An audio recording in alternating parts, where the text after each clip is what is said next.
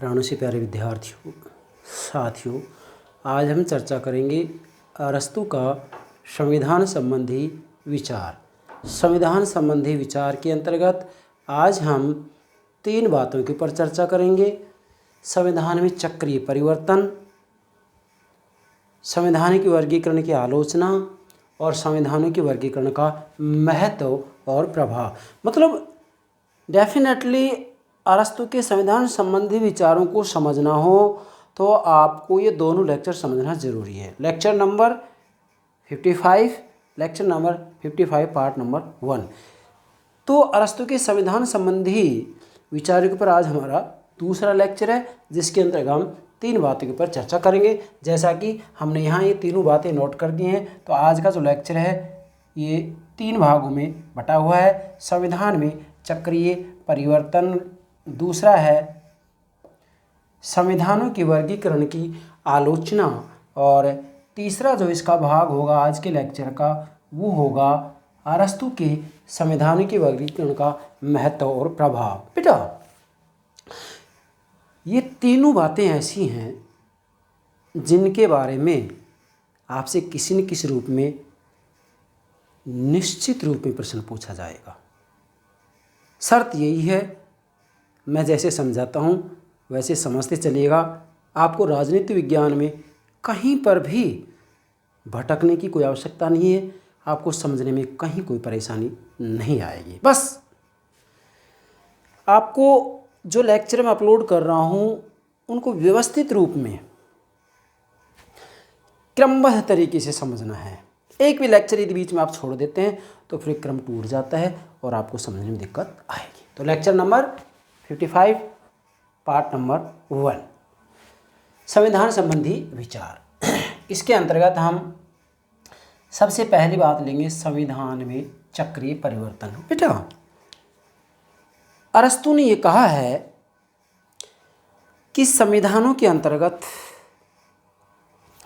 शासनों के अंतर्गत, सरकारों के अंतर्गत, चूंकि अरस्तू ने इनका पर्यायवाची रूप में प्रयोग किया है और अरस्तू के समय में राज्य में संविधान में अंतर माना भी नहीं जाता था, तो इनका पर्यायवाची रूप में प्रयोग किया है और ये कहा है कि जिस तरह से ऋतुएं होती हैं, जो ऋतु होती हैं, सर्दी, सर्दी के बाद में गर्मी, फिर बरसात का मौसम आता है, तो जैसे ऋतुओं में परिवर्तन होता है उसी प्रकार से शासन प्रणालियों में, संविधान में भी परिवर्तन होता है।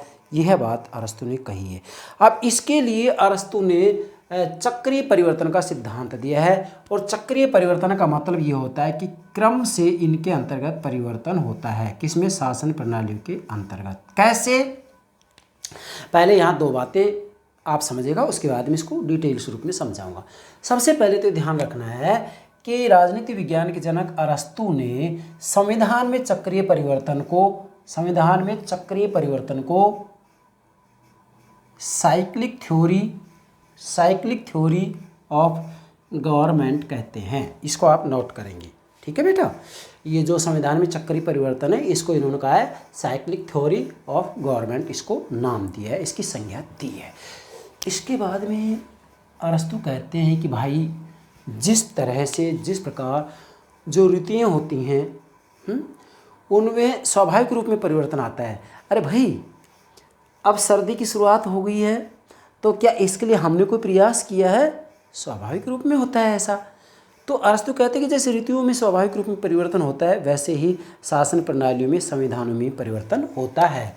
जिस प्रकार ऋतुएं स्वाभाविक रूप में बदलती हैं, उसी प्रकार शासनों में भी परिवर्तन चक्कर चलता रहता है। मतलब जिस तरह से ऋतुएं स्वाभाविक रूप में बदलती हैं, जैसे सर्दी, गर्मी, वर्षा स्वाभाविक रूप में आते रहते हैं, इनके लिए हम कोई प्रयास थोड़ी ना करते, स्वाभाविक रूप में होता है, अपने आप होता है। इसी तरह से अरस्तू कहते हैं कि जो शासन होते हैं, जो संविधान होते हैं, इनमें भी जो है परिवर्तन चक्कर चलता रहता है, इनमें ही परिवर्तन होता रहता है। अब ज़रा देखेंगे आप, शासन, संविधान, इसका मतलब अरस्तू ने सरकार और संविधान में अंतर नहीं माना है, पर्यायवाची रूप में इनका प्रयोग किया है। ये आपको ध्यान में रखना है थोड़ा सा। अब बेटा, ये परिवर्तन चक्र आखिर है क्या? तो पिछले लेक्चर में हमने आपको संविधानों का वर्गीकरण समझाया था और ये बताया था कि भाई 3 शुद्ध शासन प्रणाली होती हैं और 3 विकृत शासन प्रणाली होती हैं। 3 शुद्ध शासन प्रणाली कौन कौन सी होती हैं? राजतंत्र, जैसा कि यहाँ है राजतंत्र, कुलीन तंत्र और संयुक्त प्रजातंत्र या बहुतंत्र। ये स्वाभाविक रूप है शासन के, या ये 3 शुद्ध रूप हैं। और इसके 3 विकृत रूप हैं, निरंकुश तंत्र, वर्गतंत्र या धनिक तंत्र, भीड़ तंत्र या प्रजातंत्र। अब इनमें क्रम से हमें समझना है। क्रम से क्या समझना है? जैसे अरस्तु कहते हैं कि इसका प्रारंभ राजतंत्र से होता है। नंबर 1 राजतंत्र से होता है। अब राजतंत्र चूँकि स्वाभाविक शासन प्रणाली है, एक व्यक्ति का शासन है और ये जनता के हित में है, ये जनता के हित में है, तो राजतंत्र शुरुआत हो। लेकिन कुछ समय तक राजतंत्र जनता के हित में होता है, पर धीरे धीरे जो शासक होता है वह अपने हित में शासन करने लग जाता है। और राजतंत्र जो है, जो कि एक शुद्ध शासन प्रणाली है, एक स्वाभाविक रूप है इसका, ये विकृत होकर के और निरंकुश तंत्र में बदल जाता है। और निरंकुश तंत्र में शासन तो एक व्यक्ति का होता है, लेकिन ये जनता के हित में नहीं होता है। तो इधर देखेंगे, पहले राजतंत्र आएगा, उसके बाद में फिर क्या आ जाएगा इसका विकृत रूप, शुद्ध रूप राजतंत्र, विकृत रूप निरंकुश तंत्र। फिर तीसरे नंबर पर क्या आएगा? ये क्रम से चक्कर चलता रहेगा। फिर आ जाएगा इसका शुद्ध रूप, कुछ व्यक्तियों का शासन होगा, कुलीन तंत्र। 3 नंबर पर कुछ व्यक्तियों का शासन होगा, कुलीन तंत्र, जनता के हित में होगा। लेकिन ये कुछ समय बाद में ही जो कुछ लोगों का शासन होता है, ये अपने हित में शासन करने लग जाते हैं और कुलीन तंत्र विकृत होकर के वर्ग तंत्र या धनिक तंत्र में परिवर्तित हो जाता है।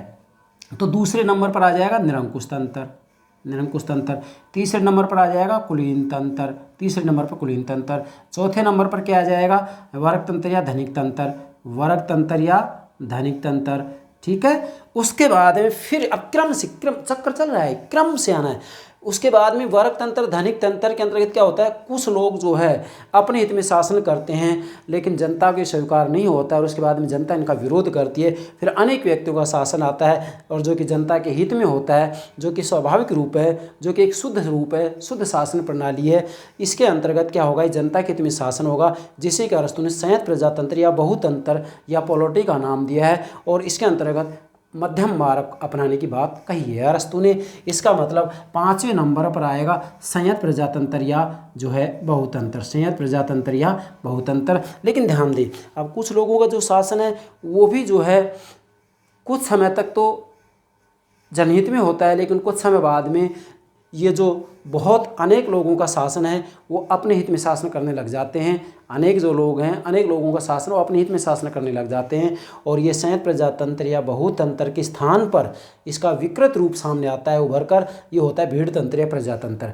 मतलब शुद्ध शासन प्रणाली होती है संयुक्त प्रजातंत्र, अनेक लोगों का शासन होता है, जनता के हित में होता है, लेकिन कुछ समय बाद में अपने हित में शासन करने लग जाते हैं, जो कि शुद्ध शासन प्रणाली का विकृत रूप है। ये शुद्ध शासन प्रणाली है, ये विकृत शासन प्रणाली, ये स्वाभाविक शासन प्रणाली है, विकृत रूप है, ये अच्छी प्रणाली है, ये जो है बुरी प्रणाली है, जनता के हित में नहीं है, ये जनता के हित में 3 शासन प्रणाली। तो क्रम से 6ठे नंबर पर भीड़ तंत्र या प्रजातंत्र आ जाएगा, भीड़ तंत्र या प्रजातंत्र आ जाएगा। तो अरस्तु का कहना है कि ये चक्कर क्रम से चलता रहता है। जैसे प्रारंभ में राजतंत्र होता है, फिर निरंकुश तंत्र, फिर कुलीन तंत्र, उसके बाद वर्ग तंत्र या धनिक तंत्र, फिर संयुक्त प्रजातंत्र या जो है बहुतंत्र, जिसे पॉलिटी कहते हैं अरस्तु, और उसके बाद में भीड़ तंत्र। लेकिन भीड़ तंत्र से भी वास्तविक रूप में देखा जाए तो ये जो शासन प्रणाली है जनता के हित में नहीं है, बल्कि अपने हित में, सभी के लिए, सभी के हित में नहीं है, अपने हित में।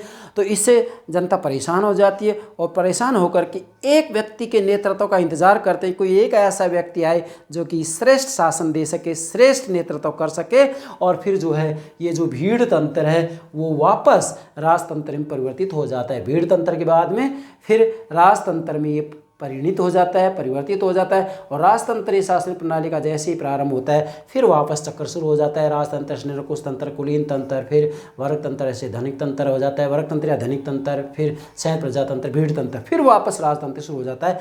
तो ये चक्कर चलता रहता है शासन प्रणालियों का। इस चक्कर को ही, शासन के इस चक्कर को ही इन्होंने संविधान में चक्रीय परिवर्तन की संज्ञा दी है कि संविधानों में क्या, संविधानों में शासन प्रणालियों में परिवर्तन होता रहता है। जैसा कि स्वयं जो अरस्तु कह रहे हैं, इधर देखेंगे, इसको समझें।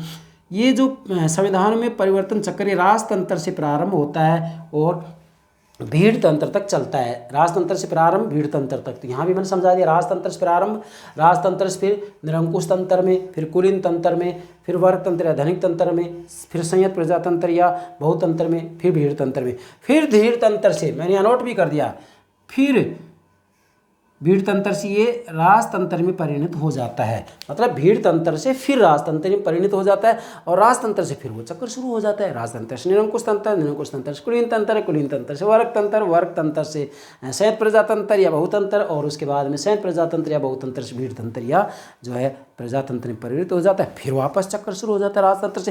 तो अरस्तु यहाँ कहते हैं कि जो ये परिवर्तन चक्कर है, ये संविधान में जो चक्कर है, ये निरंतर अबाध गति से चलता रहता है, निरंतर अबाध गति से चलता रहता है, लगातार यही क्रम चलता रहता है। 6 की 6 शासन प्रणालियों का। एक पहले शुद्ध आती है, जैसे स्वाभाविक या शुद्ध रूप है राजतंत्र, उसके बाद में इसका विकृत रूप आ जाता है। चूंकि एक व्यक्ति के शासन है, इसमें शुद्ध रूप है तो राजतंत्र, विकृत रूप है तो क्या हो जाएगा, निरंकुश तंत्र। एक व्यक्ति का शासन है लेकिन जनता के हित में तो राजतंत्र है, जनता के हित में नहीं है तो निरंकुश तंत्र है, अपने हित में शासन करता है। उसके बाद में फिर कुछ लोगों का शासन आता है, कुलीन तंत्र कहलाता है, ये जनता के हित में है। वर्ग तंत्र, ये जनता के हित में नहीं है। फिर अनेक लोगों का शासन आता है, संयत प्रजातंत्र है, ये जनता के हित में है। उसके बाद में भीड़ तंत्र या प्रजातंत्र, ये जनता के हित में नहीं है, ये अपने हित में शासन है। तो डेफिनेटली ये एक क्रम चलता रहता है। राजतंत्र, राजतंत्र से निरंकुश तंत्र, निरंकुश तंत्र से कुलीन तंत्र, कुलीन तंत्र से वर्ग तंत्र, वर्ग तंत्र से संयत प्रजातंत्र, संयत प्रजातंत्र से भीड़ तंत्र, भीड़ तंत्र से फिर वापस राजतंत्र शुरू हो जाता है। ये परिवर्तन चक्र है। राजतंत्र, निरंकुश तंत्र, कुलीन तंत्र, वर्ग तंत्र या धनिक तंत्र, फिर संयत प्रजातंत्र, संयत प्रजातंत्र या बहुतंत्र या पॉलिटी, और फिर भीड़ तंत्र, और फिर भीड़ तंत्र वापस राजतंत्र में परिणत हो जाता है, बदल जाता है। अरस्तु कहते हैं कि यह चक्कर निरंतर अबाध गति से चलता रहता है।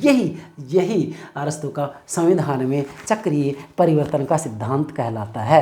संविधान में चक्रीय परिवर्तन कहलाता है। इसे ही अरस्तु ने साइक्लिक थ्योरी ऑफ गवर्नमेंट की संज्ञा दी है। शासन में चक्रीय परिवर्तन, शासन में चक्रीय परिवर्तन की संज्ञा इसको दी है। ये हो गया जो है अरस्तु के अनुसार संविधानों में या शासन में चक्रीय परिवर्तन। चक्कर के रूप में क्रम से, जैसे हम मोटरसाइकिल चलाते हैं, मोटरसाइकिल का पहिया होता है तो जैसे उसका जो चक्कर घूमता रहता है, साइकिल हम चलाते हैं तो साइकिल का जो पहिया होता है उसकी जो ताड़ियाँ होती हैं, ताड़ी बोलते हैं जिसको, है मोटरसाइकिल में ताड़ियाँ होती हैं, लेकिन आज ताड़ियों का रूप बदल गया है, ठीक है। तो ये जब पहिया ऐसे घूमता है तो ताड़ियाँ इस तरीके से घूमती रहती हैं। तो अरस्तु ने कहा कि शासन प्रणालियों में इसी तरीके से जैसे साइकिल का पहिया होता है वो घूमता है, उसके अंदर जो ताड़ियाँ होती हैं वो घूमती रहती हैं, इसी प्रकार से शासन में, संविधान में भी परिवर्तन होता रहता है, चक्कर चलता रहता है। तो ये डेफिनेटली साइकिल के पहिए की तरह ये चक्कर चलता रहता है, परिवर्तन होता रहता है 6 शासन प्रणालियों के अंतर्गत क्रम से। पहली बात क्लियर, ठीक है बेटा। अब दूसरी बात लेंगे, संविधानों के, नोट करो, संविधानों के वर्गीकरण की आलोचना। यस, संविधानों के वर्गीकरण की आलोचना। तो ये संविधानों का वर्गीकरण है आपके सामने। अब इस वर्गीकरण की हमको तो आलोचना करनी है आज। संविधानों का वर्गीकरण करेंगे तो हम ये कहेंगे कि संविधानों का जो वर्गीकरण है इसमें 2 आधार लिए। प्रथम आधार संख्या का है, दूसरा आधार नैतिक आधार है। संख्या के आधार में अरस्तु कह रहे हैं कि शासन करने वाले व्यक्तियों की संख्या देखी जाएगी कि एक व्यक्ति का शासन है या कुछ व्यक्तियों का शासन है, अनेक व्यक्तियों का शासन है। द्वितीय आधार नैतिक आधार के अंतर्गत ये देखा जाएगा कि सर्वोच्च सत्ता के संचालन का उद्देश्य क्या है। सत्ता के संचालन का उद्देश्य जनहित है या अपना हित है, मतलब शासक का अपना हित है सत्ता संचालन का या जनहित है। तो इसके अंतर्गत 2 रूप हो जाते हैं शासन प्रणाली के, पहला स्वाभाविक रूप, दूसरा विकृत रूप। स्वाभाविक रूप में सत्ता के संचालन का उद्देश्य जनहित है, आप लिख भी सकते हैं। स्वाभाविक रूप में सत्ता के संचालन का उद्देश्य जनहित है, जबकि विकृत रूप में सत्ता के संचालन का उद्देश्य जनहित नहीं होता है बल्कि अपना हित होता है। 2 रूप हो गए हैं, स्वाभाविक रूप, विकृत रूप। अब इसके अंतर्गत एक व्यक्ति का शासन है, अगर वह जनता के हित में स्वाभाविक रूप है, शुद्ध रूप है, तो वह एक तंत्र या राजतंत्र कहलाएगा। और फिर ये विकृत रूप में परिणत हो जाता है, एक व्यक्ति का शासन होता है लेकिन जनहित में नहीं होता है, इसे निरंकुश तंत्र कहती है। वर्गीकरण की बात कर रहे हैं, फिर हम इसकी आलोचना करेंगे। कुछ व्यक्तियों का शासन है अगर वह जनहित में है तो कुलीन तंत्र कहलाएगा, और जनहित में नहीं है, अपने हित में ही शासन कर रहे हैं कुछ लोग, तो इसको वर्ग तंत्र या धनिक तंत्र कहेंगे। फिर अनेक व्यक्तियों का शासन आता है। अनेक व्यक्तियों का मतलब शासन करने की संख्या अनेक होती है, तो इसके अंतर्गत अगर ये स्वाभाविक रूप है यह जनहित में है तो इसको संयत प्रजातंत्र या बहुतंत्र की संज्ञा दी है अरस्तु ने, और कहा है किसी मध्यम मार्ग को अपनाया जाता है। लेकिन यदि अनेक लोगों का शासन है पर वो जनहित में नहीं है, अपने हित में ही है, तो इसको भीड़ तंत्र या प्रजातंत्र की संज्ञा दी है। तो अरस्तु ने ये 6 प्रकार की शासन प्रणाली बताई हैं। यही अरस्तु का संविधानों का वर्गीकरण है। बाकी पिछला जो लेक्चर है संविधानों का वर्गीकरण, इसके अंतर्गत मैंने सारी बातें समझा दी हैं। आज तो के लिए ये आपको ध्यान रखना है कि वो वर्गीकरण है क्या चीज़, तो वर्गीकरण की हमें कमी निकालनी है आज तो, और इस वर्गीकरण का महत्व देखना है, यही तो बात है? और इस जो संविधानों का वर्गीकरण किया, इसमें चक्रीय परिवर्तन देखना, चक्रीय परिवर्तन हमने समझा दिया है। अब इसकी आलोचना देखेंगे। आलोचना, सबसे पहले कुछ विद्वान है उन्होंने क्या क्या कहा है इसके बारे में, उसको नोट करेंगे। एक विद्वान है सिनक्लेयर। सिनक्लेयर ने कहा है, नोट करो, सिनक्लेयर ने कहा है कि अरस्तु का वर्गीकरण या अरस्तु की वर्गीकरण की व्यवहारिक उपयोगिता नहीं है। सिनक्लेयर कहते हैं कि अरस्तु के वर्गीकरण की व्यवहारिक उपयोगिता नहीं है। मतलब डेफिनेटली ये कहना चाह रहे हैं कि अरस्तु के वर्गीकरण का व्यवहारिक रूप में उपयोग नहीं किया जा सकता। लेकिन ये कमी सिनक्लेयर निकाल रहे हैं, पर हम तो ये कहेंगे कि आज तक जितने भी शासन प्रणालियों के वर्गीकरण किए गए हैं किसी भी विद्वान के द्वारा, उन सब का स्रोत अरस्तु ही रहा है। मैं तो यहाँ तक कहूँगा कि आज अगर आप डेविड स्टन आमंड और पावेल मॉन्टेस्क्यू के शासन के वर्गीकरण को समझेंगे, तो जब तक आप अरस्तु के शासन या संविधान के वर्गीकरण को नहीं समझेंगे तब तक इनको भी नहीं समझ सकते। इसलिए अरस्तु के वर्गीकरण का प्रभाव आज तक है और आगे भी रहेगा, क्योंकि इसमें मूल बात अरस्तु ने दे दी है। शासन करने वाली व्यक्तियों की संख्या, तो आज भी शासन करने वाली व्यक्तियों की संख्या के आधार पर लोकतंत्र भी है और राजतंत्र भी है।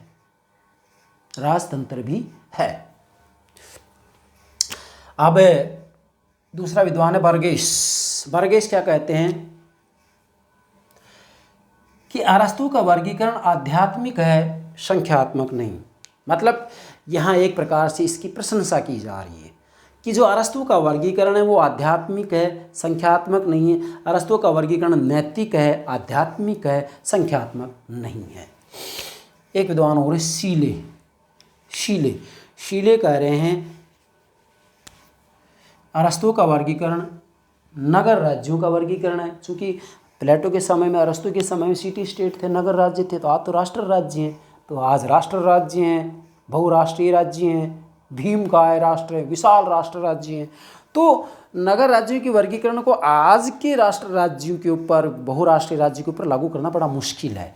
तो इसीलिए यही बात कह रहे हैं कि अरस्तु का वर्गीकरण नगर राज्यों का वर्गीकरण है, आज के राष्ट्रीय, बहुराष्ट्रीय, भीमकाय राज्यों का वर्गीकरण में प्रयोग नहीं किया जा सकता। मतलब आज के जो राष्ट्रीय राज्य हैं, बहुराष्ट्रीय राज्य हैं, भीमकाय राज्य हैं, भीमकाय मतलब विशाल राज्य हैं, उनके वर्गीकरण में अरस्तु के वर्गीकरण का प्रयोग नहीं किया जा सकता।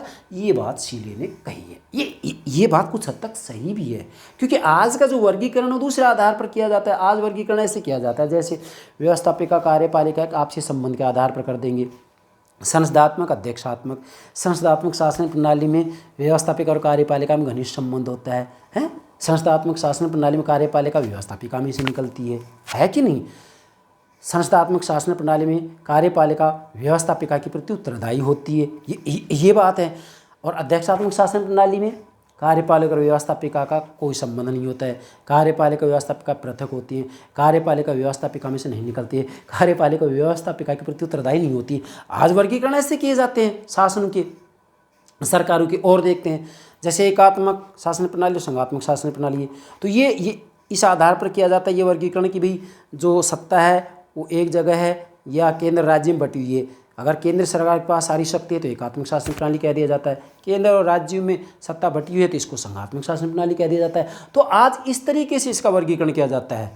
संविधान की बात आती है तो संविधानों का वर्गीकरण भी लिखित, अलिखित संविधान, कठोर, लचीला संविधान। तो ये कहते हैं कि भाई आधुनिक राज्यों के ऊपर इसको लागू नहीं किया जा सकता है।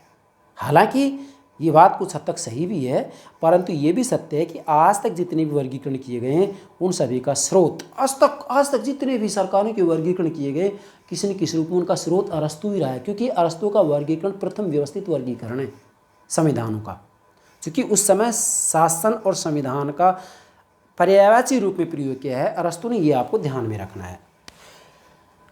अब इसकी पहली जो आलोचना है वो है यह सरकारों राज्यों संविधानों का नहीं है। जरा ध्यान दें, मतलब जो ये अरस्तु का वर्गीकरण है यह सरकारों का वर्गीकरण है, राज्यों का नहीं है। मतलब आलोचक कह रहे हैं कि सरकारों का वर्गीकरण है लेकिन राज्यों का संविधानों का नहीं है, क्योंकि आज संविधानों को तो ये कहा जाता है लिखित संविधान, लिखित संविधान, अलिखित संविधान, कठोर संविधान, लचीला संविधान, इस आधार पर आज वर्गीकरण किया जाता है। और सरकारों को जो वर्गीकरण आज किया जा रहा है वो कैसे किया जाता है? सरकारों का जो वर्गीकरण है वो किस रूप में किया जाता है? वो दूसरे रूप में। जैसे हम देखेंगे कि भाई अरस्तु ने जो वर्गीकरण किया है वो सरकारों को वर्गीकरण लगता है, क्योंकि इसने राजतंत्र, निरंकुश तंत्र, कुलीन तंत्र, वर्ग तंत्र, संयुक्त प्रजातंत्र, भीड़ तंत्र, तो ये आलोचक कह रहे हैं कि ये सरकारों का वर्गीकरण है, राज्यों का वर्गीकरण नहीं है। परंतु इस आलोचना में सत्यता नहीं है, क्योंकि अरस्तु के समय में जो है सरकारों और संविधानों या सरकारों और राज्यों या शासन और संविधानों का पर्यायवाची रूप में प्रयोग किया जाता था, उस समय में अंतर नहीं माना जाता था, इसलिए इसके अंतर्गत अरस्तु का कोई दोष नहीं है, अरस्तु की कोई आलोचना नहीं की जा सकती है। दूसरा, मौलिकता का अभाव। अरस्तु ने जो ये संविधानों को वर्गीकरण किया, आलोचक कहते हैं कि मौलिक वर्गीकरण थोड़ी ना है, अरस्तु से तो पहले ये वर्गीकरण दे दिया गया था। और सत्य है ये बात, क्योंकि प्लेटो ने अरस्तु के गुरु प्लेटो ने अपनी रचना स्टेट्समैन के अंतर्गत संविधानों का वर्गीकरण कर दिया था, इसलिए कहते हैं कि ये कोई मौलिक थोड़ी ना है, इससे पहले तो वर्गीकरण कर दिया गया था। आलोचकों का कहना है ये बात भी सही है, लेकिन हम यहाँ ये कह सकते हैं ठीक है मौलिकता का तो अभाव है, लेकिन जो प्रथम व्यवस्थित वर्गीकरण है, प्रथम जो व्यवस्थित वर्गीकरण है वो अरस्तु ने नहीं किया है, इसलिए अरस्तु को ही संविधान और संविधानवाद का जनक माना जाता है, पिता माना जाता है। तीसरा है संविधान, राज्य और शासन शब्दों में अंतर का अभाव। आलोचकों का कहना है कि अरस्तु ने संविधान, राज्य और शासन या सरकार, संविधान, राज्य और शासन शब्दों में अंतर नहीं माना है, और सही भी है ये। भाई अरस्तु कह रहे हैं कि संविधानों का वर्गीकरण है, राज्यों का वर्गीकरण है, सरकारों का वर्गीकरण है, तो ये वर्गीकरण है आखिर किसका? तो अरस्तु ने संविधान, राज्य, सरकार इनका पर्यायवाची रूप में प्रयोग किया है, इनमें अंतर नहीं माना है। जबकि आलोचक कह रहे हैं कि आधुनिक समय में संविधान, राज्य और सरकार या शासन में अंतर माना जाता है, ये बात सही है, लेकिन अरस्तु के समय में बेटा इनमें अंतर ही नहीं माना जाता था। अतः इस आधार पर भी कहा जा सकता है कि अरस्तु की कोई कमी नहीं है, कोई आलोचना नहीं है। चौथा है अवैज्ञानिक तथा संख्यावाचक वर्गीकरण। अरस्तु का जो वर्गीकरण है वो अवैज्ञानिक है तथा संख्यावाचक है। संख्यावाचक मतलब एक व्यक्ति, कुछ व्यक्ति, अनेक व्यक्ति, इसको आधार माना है। अवैज्ञानिक इसलिए क्योंकि वास्तविक रूप में देखा जाए तो जो अरस्तु का वर्गीकरण है इससे पहले ही वर्गीकरण प्लेटो के द्वारा किया गया था, और प्लेटो के वर्गीकरणों को इन्होंने स्वीकार किया, और प्लेटो एक आदर्शवादी विचारक थे। इस आधार पर आलोचक ये कह देते हैं कि भाई ये अवैज्ञानिक वर्गीकरण है, लेकिन डेफिनेटली हम ये कह सकते हैं कि प्रथम व्यवस्थित वैज्ञानिक वर्गीकरण अरस्तु का ही है। पांचवा है प्रजातंत्र को उचित स्थान नहीं।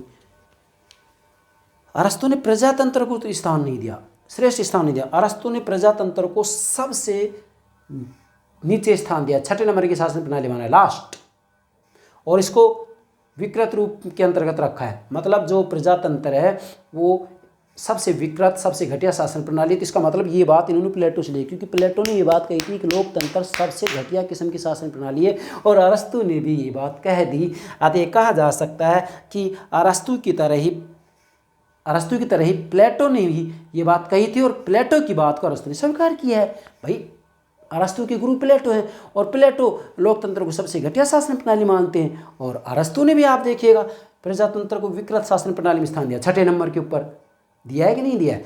तो डेफिनेटली हम ये कह सकते हैं कि भाई जो आलोचक है वो ये कह रहे हैं कि भाई प्रजातंत्र को इन्होंने उचित स्थान नहीं दिया, तो इसमें सच्चाई भी है। छठा है अरस्तु का वर्गीकरण आधुनिक राज्यों पर खरा नहीं उतरता। मतलब जो अरस्तु का वर्गीकरण है वो आधुनिक राज्यों पर खरा नहीं उतरता, क्योंकि आधुनिक समय में जो राज्य हैं विशाल राष्ट्रीय राज्य, बहुराष्ट्रीय राज्य, भीम का राज्य, तो इनके ऊपर ये लागू नहीं किया जा सकता। आज शासन प्रणालियों का वर्गीकरण इसके आधार पर नहीं किया जा सकता है।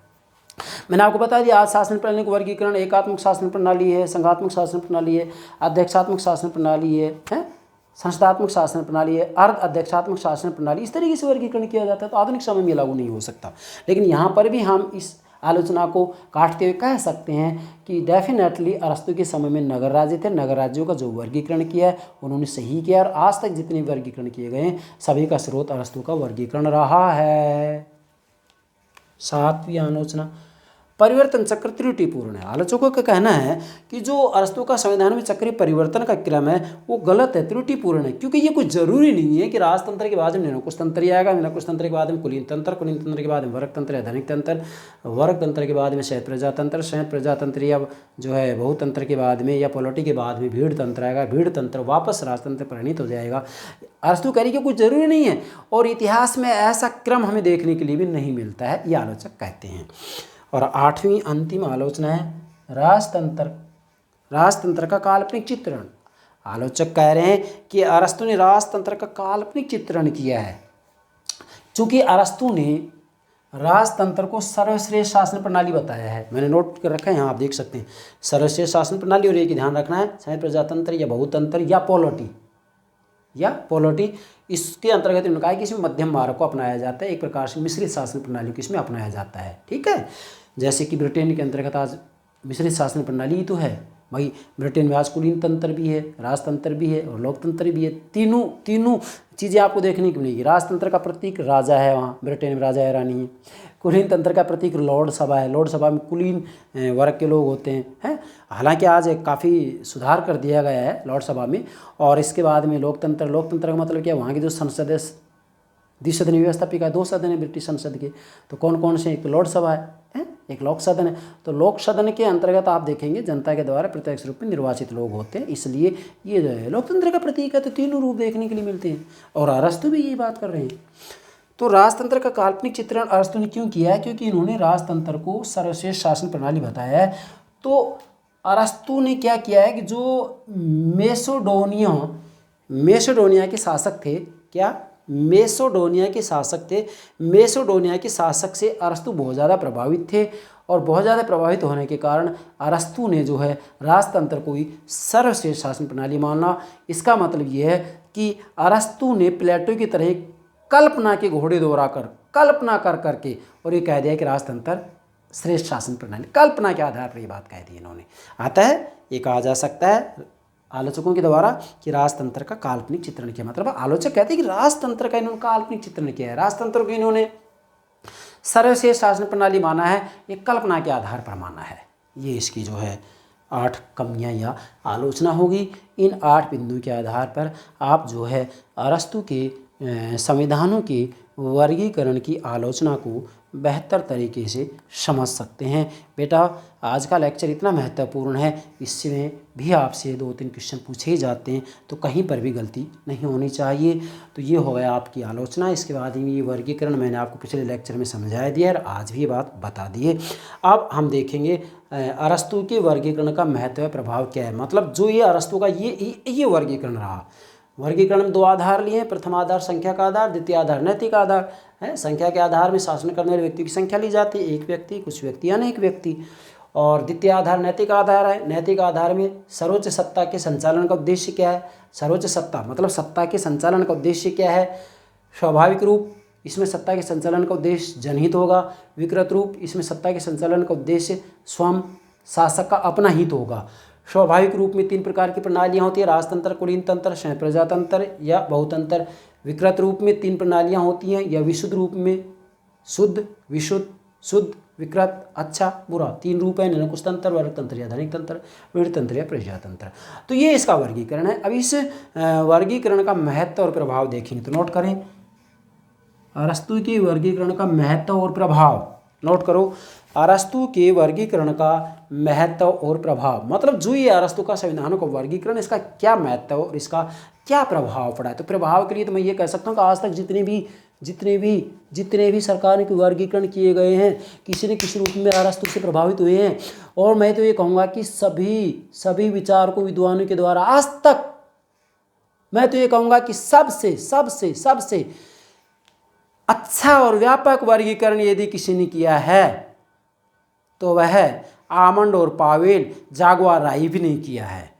ये भी किसी न किसी रूप में अरस्तु से प्रभावित हैं। बाकी तो पीछे सारे के सारे ही हैं, मैंने कुछ यहाँ नोट भी किए हैं। तो सबसे पहले आप महत्व की बात करेंगे, तो महत्व के अंतर्गत आप ये नोट कर सकते हैं कि अरस्तु का संविधानों का वर्गीकरण प्रथम व्यवस्थित वर्गीकरण है।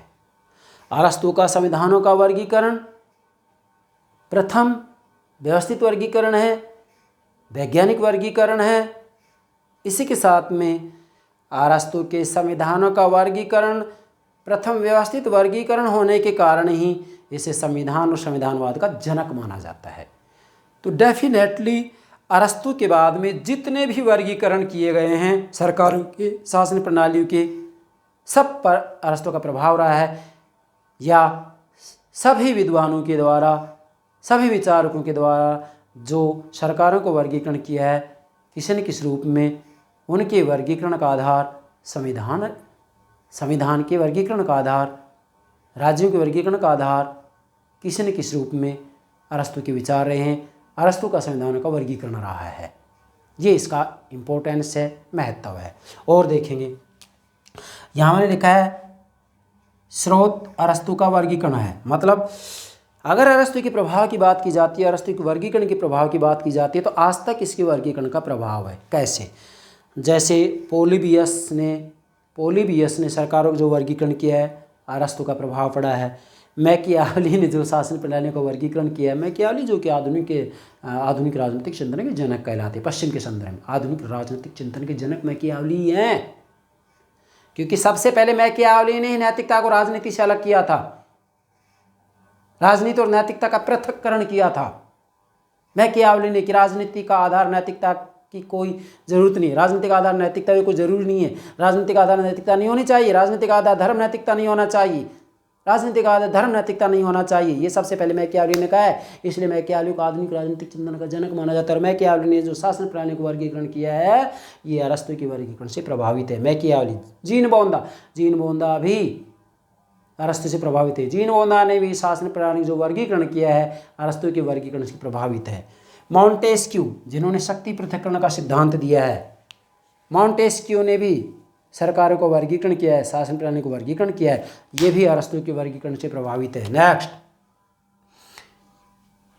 मेरियट नाम के विद्वान है, इनका वर्गीकरण जो शासन प्रणालियों का, ये भी अरस्तु से प्रभावित है। इसके बाद में Cicero, Thomas Hobbes, Jean Jacques Rousseau आदि, मतलब ये जितने भी हैं, ये सारे के सारे जिन्होंने भी सरकारों का वर्गीकरण किया है, अरस्तु के संविधानों के वर्गीकरण से प्रभावित हैं। और आदि का मतलब यहाँ ये है, आदि प्रभावित है, आदि का मतलब समकालीन विद्वानों के द्वारा भी जो शासन प्रणालियों का सरकारों का वर्गीकरण किया गया है, वो भी अरस्तु के वर्गीकरण से प्रभावित हैं। मैं तो यहाँ तक कह सकता हूँ कि आमंड और पावेल, जागुआर आइव, डेविड स्टन इत्यादि जितने भी समकालिक सिद्धांत वेता हैं, इन सब के ऊपर किसी न किसी रूप में अरस्तु के संविधानों के वर्गीकरण का प्रभाव पड़ा है। इन सब ने शासन प्रणालियों का जो वर्गीकरण किया है, यह अरस्तु से प्रभावित है। आज तक मैं तो ये कहूँगा कि यदि आपको सरकारों के वर्गीकरण को अच्छे से समझना है, तो सबसे पहले आपको अरस्तु के संविधानों के वर्गीकरण को समझना ही पड़ेगा। अरस्तु के संविधान के वर्गीकरणों को यदि आपने ठीक से नहीं समझा, तो आगे के वर्गीकरणों को भी आप नहीं समझ सकते। और आमंड और पावेल से, जागुआर आइव से, ऐसी फाइनर, इनसे अच्छा वर्गीकरण कौन देगा सरकारों का? सबसे श्रेष्ठ ऐसी फाइनर का सरकारों का वर्गीकरण माना जाता है, शासन प्रणाली का वर्गीकरण माना जाता है ऐसी फाइनर का। आप सीबी गेना की पुस्तक उठाइएगा, तुलनात्मक राजनीति, उसके अंतर्गत ये सारी वर्गीकरण आपको मिलेंगे, सारी वर्गीकरण। मैं तो जब तुलनात्मक राजनीति में ज़्यादातर लेक्चर अपलोड कर दिए, कुछ बचे हुए हैं, और जब सरकारों के वर्गीकरण को समझाने लगूंगा अरस्तु से लेकर आज तक, तो उसमें ये सब बातें आपको बता दी जाएंगी। मैंने संकेत दिया है बस। स्रोत अरस्तु का वर्गीकरण है, मतलब ये जितने भी विचारक विद्वान हैं, इन सब ने सरकारों का वर्गीकरण किया है, शासन प्रणाली को वर्गीकरण किया है, तो इनके वर्गीकरण का जो स्रोत है वो अरस्तु का संविधानों का वर्गीकरण ही है। अब इससे ज़्यादा अरस्तु के संविधानों के वर्गीकरण का क्या प्रभाव हो सकता है, क्या महत्व हो सकता है? आप अंदाज़ा लगा सकते हैं। इसके बाद में एक विद्वान हैं गिलक्राइस्ट, इन्होंने बहुत अच्छा कहा है, सब बातों का निचोड़ गिलक्राइस्ट के अंतर्गत आ जाता है। गिलक्राइस्ट ने जो बात कही है, गिलक्राइस्ट कह रहे हैं आधुनिक सरकारों के स्वरूप के लिए यह वर्गीकरण पर्याप्त नहीं है। आधुनिक सरकारों के स्वरूप के लिए यह वर्गीकरण पर्याप्त नहीं है। मतलब गिलक्राइस्ट कह रहे हैं कि भाई आधुनिक सरकारों के स्वरूप को यदि समझना हो तो स्वरूप के लिए वर्गीकरण पर्याप्त नहीं है। अरस्तु का जो संविधान का वर्गीकरण है यह आधुनिक सरकारों के स्वरूप को समझने के लिए पर्याप्त नहीं है। क्यों? क्योंकि आधुनिक समय में सरकारों को जो वर्गीकरण किया जाता है उसके अनेकों आधार लिए जाते हैं, इसलिए पर्याप्त नहीं है। लेकिन अब आगे बढ़ें, वर्गीकरण पर्याप्त नहीं है पर मतलब परंतु लेकिन बट परंतु आज तक, अब ये एक तरफ तो कमी निकाल दी इन्होंने कि भाई ये आधुनिक सरकारों के स्वरूप के लिए वर्गीकरण पर्याप्त ही नहीं है।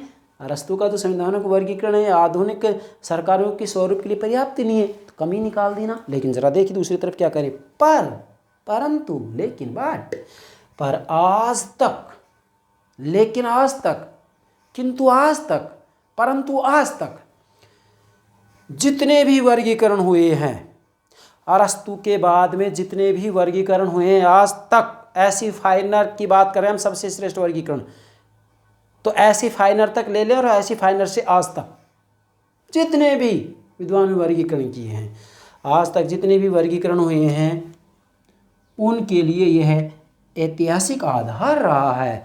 मतलब आज तक सरकारों का जितना भी वर्गीकरण विद्वानों ने किया, जितने भी विद्वानों ने सरकारों का शासन प्रणालियों का वर्गीकरण किया है, उनका आधार अरस्तु का संविधानों का वर्गीकरण रहा है। और इससे ज़्यादा क्या प्रभाव हो सकता है अरस्तु का।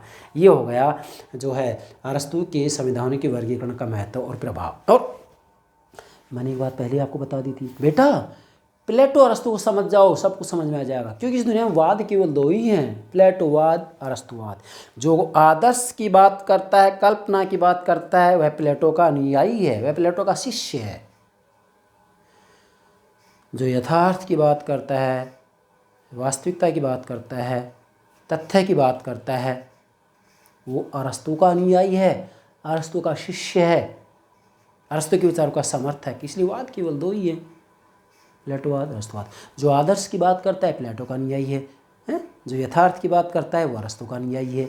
अतः ये कहा जा सकता है कि राजनीतिक चिंतन को समझना हो, सिद्धांतों को समझना हो तो प्लेटो और अरस्तु को समझ लो। आप प्लेटो और अरस्तु अच्छे समझ जाएंगे तो आगे आपको कोई दिक्कत नहीं आएगी। आपके सामने कितने विचारकों की चर्चा मैं कर रहा हूँ, कितने विद्वानों का नाम मैं ले रहा हूँ।